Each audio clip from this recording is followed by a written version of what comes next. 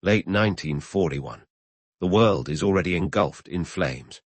Europe bleeds under the Nazi boot, and China buckles under the brutal occupation of Imperial Japan.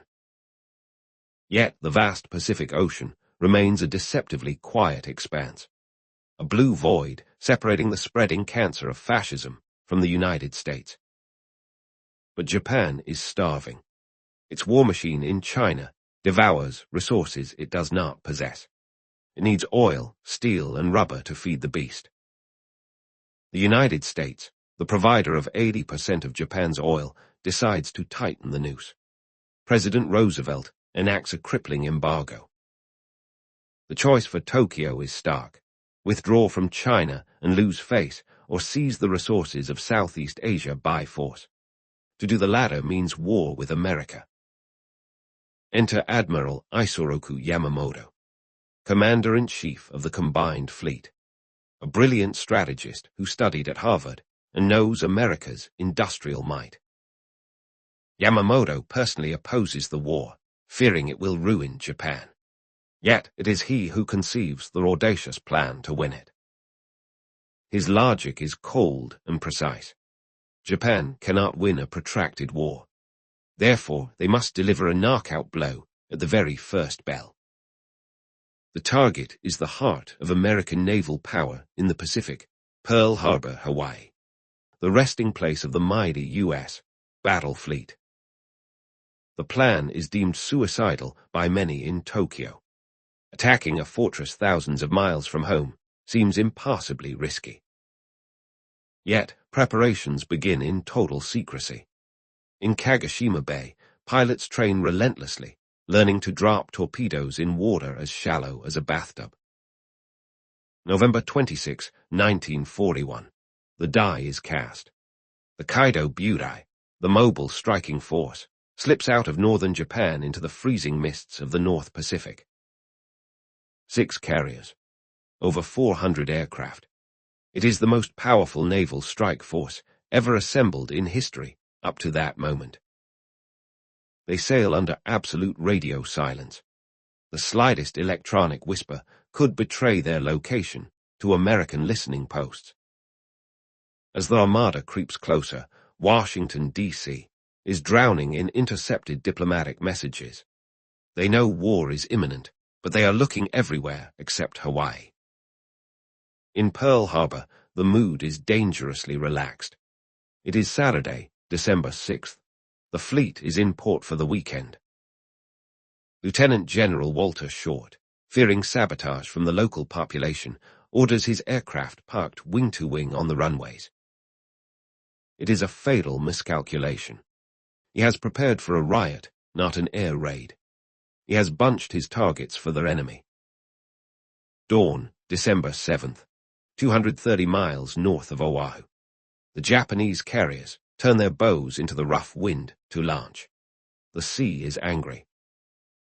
Below decks, pilots drink a final toast of sake and wrap traditional 1,000-stitch belts around their waists for luck. Many write letters they know will be posthumous. 6-0 AM. The first wave launches. Commander Mitsuo Fuchida leads 183 aircraft clawing into the dark, pre-dawn sky. A swarm of steel locusts. As they fly south, the protective shield around Pearl Harbor begins to crack. 6:37 AM. The destroyer USS Ward, on routine patrol outside the harbor entrance, spots the periscope of a Japanese midget submarine trying to sneak in. The Ward attacks and sinks the intruder. A report is sent to headquarters, but it gets snarled in the slow-moving Sunday morning bureaucracy. 7:2 AM. On the northern tip of Oahu, at the remote Arpana radar station, 2 Army privates stare at their oscilloscope screen in disbelief. They are tracking the largest formation of aircraft they have ever seen. They call the information center. The inexperienced lieutenant on duty, expecting a flight of B-17 bombers from the mainland, tells them to ignore it. Don't worry about it, he says. 7:40 AM. Commander Fuchida arrives over Oahu. The island glimmers below, bathed in the peaceful golden light of a Sunday morning. The door to the sleeping giant's bedroom is wide open. Fuchida fires a single flare from his cockpit, the signal to deploy. He radios the code back to the fleet. Tora, Tora, Tora. Complete surprise is achieved. The Japanese formation splits. Dive bombers climb high to blind the airfields, while the deadly torpedo bombers drop low, skimming the waves, heading straight for Battleship Row. 7:55 am. The first blow does not land on the ships, but on the airfields. To kill the fleet, the Japanese must first blind their eagle. At Wheeler Field, the decision to park aircraft wing-to-wing becomes a death sentence. Japanese bullets ignite the fuel tanks, starting a chain reaction. Within minutes, the American Air Force in Hawaii is reduced to burning scrap metal. Smoke billows thousands of feet into the air, signaling the start of the slaughter. Simultaneously, at Battleship Row, a sound unfamiliar to the sailors cuts through the morning air. Not the drone of high-altitude bombers, but the scream of engines at water level. The torpedo bombers glide in with terrifying precision. They drop their deadly payloads. The modified wooden fins shatter on impact, allowing the steel fish to run shallow and true. The USS Oklahoma is the first to die. Struck by 5 torpedoes in rapid succession, her side is torn open like a tin can. Because her watertight hatches are open for inspection, the ocean rushes in. The great ship groans and begins to roll over, trapping hundreds of men inside her dark, inverted belly. Next in line is the USS West Virginia. She takes 7 torpedo hits. The port side is obliterated. But unlike the Oklahoma, quick-thinking officers order counter-flooding on the starboard side. The ship sinks upright, saving countless lives. On the USS California, the flagship, the watertight integrity is compromised by open manholes. She begins a slow, agonizing descent into the mud. The harbor is now a cacophony of sirens, explosions, and the screams of the wounded. The sky is filled with black flak bursts as the Americans finally begin to fire back. But the horror is only beginning. High above the torpedo attacks, the horizontal bombers arrive. They carry a special weapon designed for this exact moment.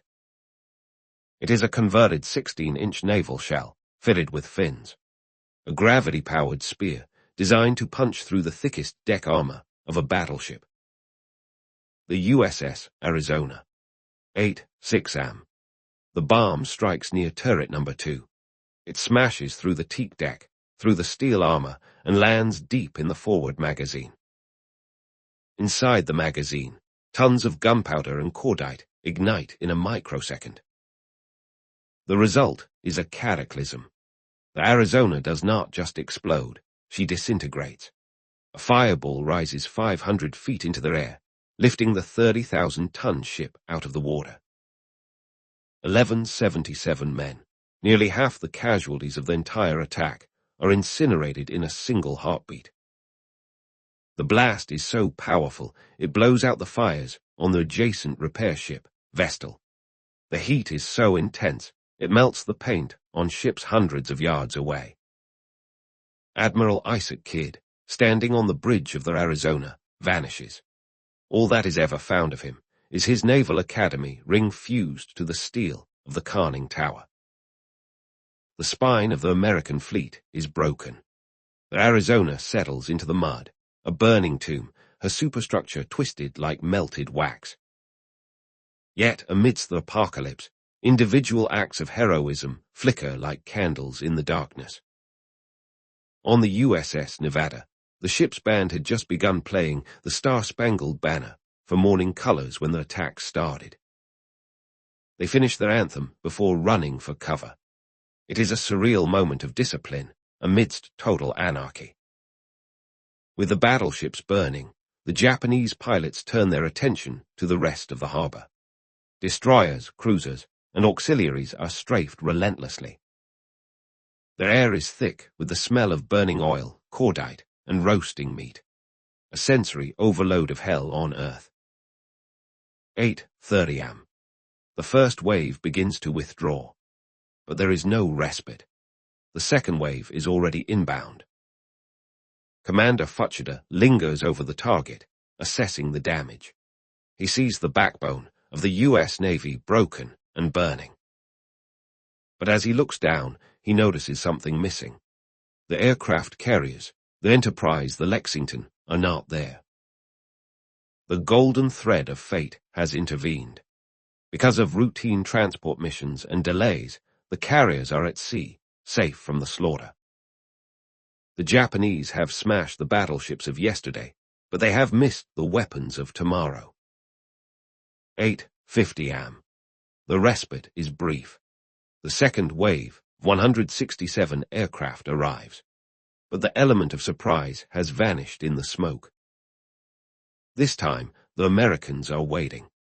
Every gun that can fire is pointed skyward, from heavy 5-inch batteries to pistols in the hands of furious officers.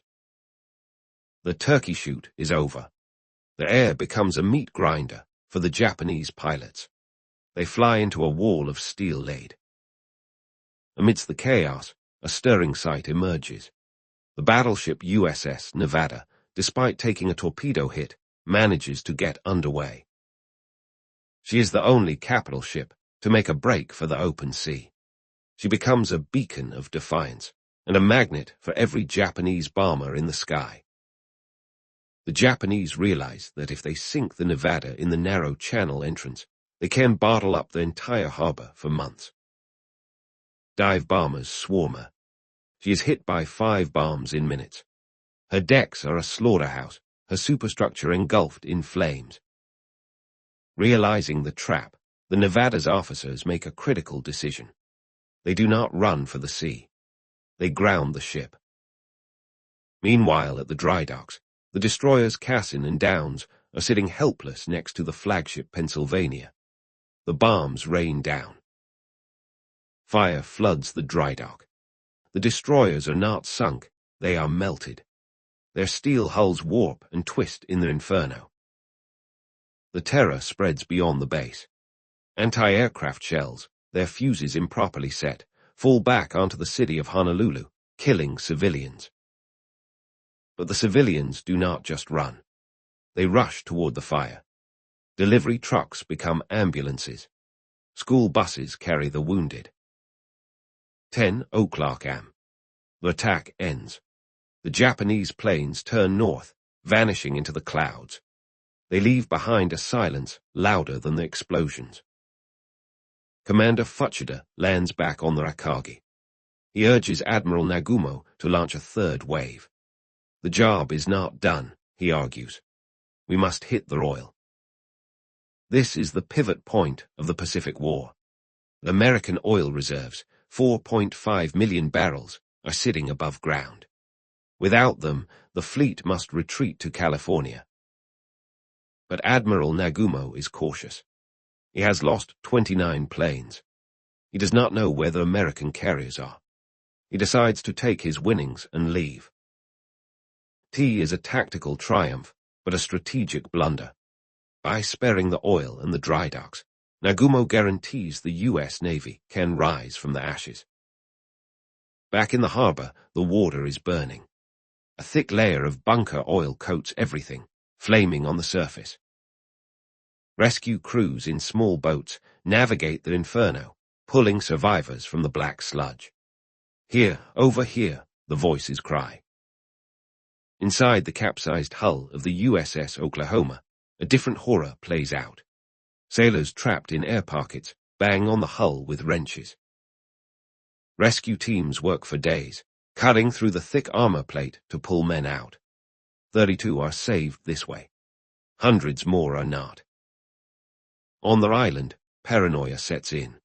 Rumors fly of Japanese paratroopers landing, of poisoned water supplies.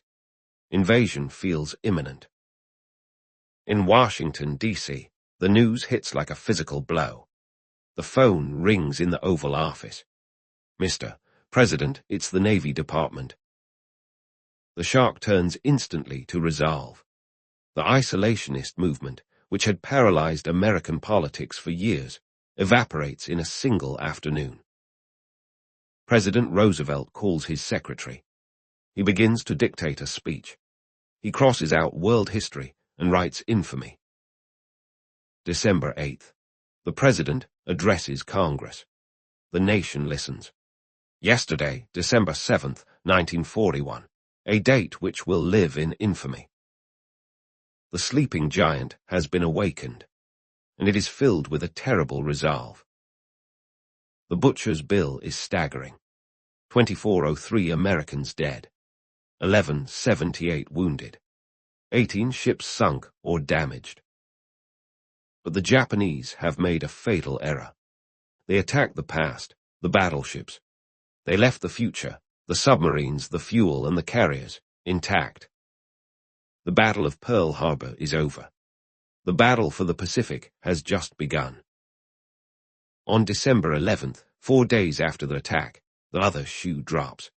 Adolf Hitler, in a fit of strategic madness, declares war on the United States. By doing so, he solves Roosevelt's greatest political problem. He unites the Atlantic and Pacific wars into a single global crusade against tyranny. Back at Pearl Harbor, the fires finally die down, revealing a harbor choked with black oil and twisted steel. The Navy faces a task that seems impossible: resurrection. Enter Captain Homer Wallen and the salvage teams. Their orders are simple: raise them, fix them, make them fight again. The harbor becomes the stage for the greatest maritime salvage operation in history. It is a grueling, toxic, and terrifying job. Navy divers descend into the pitch-black interiors of the sunken ships. They must navigate a maze of twisted bulkheads, unexploded ordnance, and floating debris. But the debris is not just steel. It is human. The divers work amidst the bodies of their shipmates, floating in the silent darkness. The psychological toll is immense. Divers surface shaking, scrubbing their skin with gasoline to remove the oil and the smell of death. Yet miraculously, the ships begin to rise. The USS West Virginia, patched with massive wooden cofferdams, pumps out the water and lifts from the mud. The USS California follows. Then the Nevada. The ghost fleet is refusing to stay dead. Even the capsized Oklahoma is righted. Huge winches on the shore pull the 30,000-ton behemoth upright in a feat of engineering leverage. Most of these ships will not just float, they will fight. They are sent to the West Coast, modernized and packed with new guns. The golden thread of fate ties a knot here. The very battleships sunk at Pearl Harbor will be the ones to crush the Japanese fleet at Surigao Strait 3 years later. But one ship cannot be saved. The USS Arizona. Her back is broken, her damage catastrophic. The Navy makes the solemn decision to leave the men where they fell. The Arizona becomes a permanent war grave, a sacred steel tomb. While the divers work, Washington demands accountability. A furious public wants to know, how were we caught sleeping? 2 men are offered up as sacrifices, Admiral Kimmel and General Short. They are relieved of command and publicly disgraced. History will debate their guilt. They were certainly complacent, but they were also starved of critical intelligence held in Washington. They prepared for the wrong war. They looked for saboteurs on the ground, while the enemy fell from the sky. The shock of the attack triggers a wave of panic along the U.S. West Coast. Los Angeles and San Francisco dig in for an invasion that never comes. This fear curdles into something darker: racism. The 120,000 Japanese Americans living on the coast become targets of suspicion and hatred. In a tragic overreaction, President Roosevelt signs Executive Order 9066. American citizens are rounded up and forced into internment camps. It is the shadow side of the day of infamy. In fighting for freedom abroad, America compromises it at home. But across the Pacific, in Tokyo, the mood is ecstatic. The attack is celebrated as a divine victory. The victory disease begins to infect the Japanese high command. They believe the American spirit is broken. They believe a democracy is too soft to fight a war of annihilation. Only Admiral Yamamoto does not cheer. He sits in his cabin on the flagship Yamato, reading the reports of the missing carriers. He is haunted by his own prophecy. He promised the Emperor he could run wild for 6 months. After that, he promised nothing. The clock has started. The sleeping giant is awake, and it is building a terrible resolve. In the wreckage of Pearl Harbor, a new navy is being born, one that will trade battleships for aircraft carriers. The war will not be decided by who hit hardest on the first day, but by who can endure the last. In the months following the attack, Yamamoto's worst fears materialize with terrifying speed. He predicted 6 months of dominance. He gets exactly 6 months. In June 1942, at the Battle of Midway, the very American aircraft carriers that escaped Pearl Harbor ambushed the Japanese fleet. The Rakagi, Kaga, Soryu, and Hiryu, the 4 carriers that launched the attack on Pearl Harbor, are all sunk in a single day. It is divine retribution. The ghost fleet of Pearl Harbor has risen from the grave to deliver the death blow to their empire. Back in Hawaii, the base transforms. Pearl Harbor becomes the logistics hub of the entire Pacific War. The sleeping giant is now a sprinting titan. The fuel tanks that Fuchida begged to destroy pump the lifeblood of the Navy. Without them, the victories at Tarawa, Saipan, and Iwo Jima would be impossible. But amidst the noise of victory, the harbor holds a silent center. The wreck of the USS Arizona remains where she fell. She is not salvaged.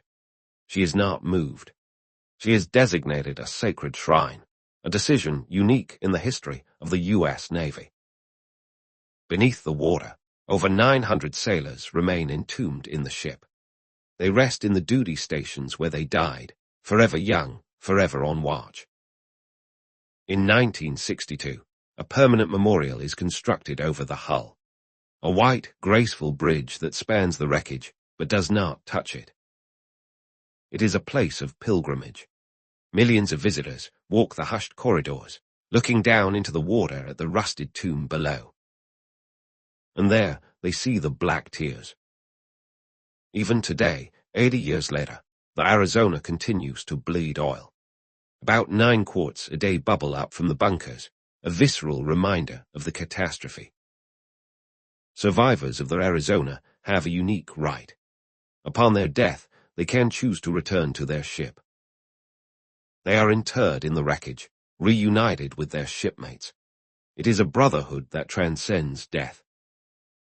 As the decades pass, the hatred fades. The bitter enemies of 1941 become the staunch allies of the post-war world.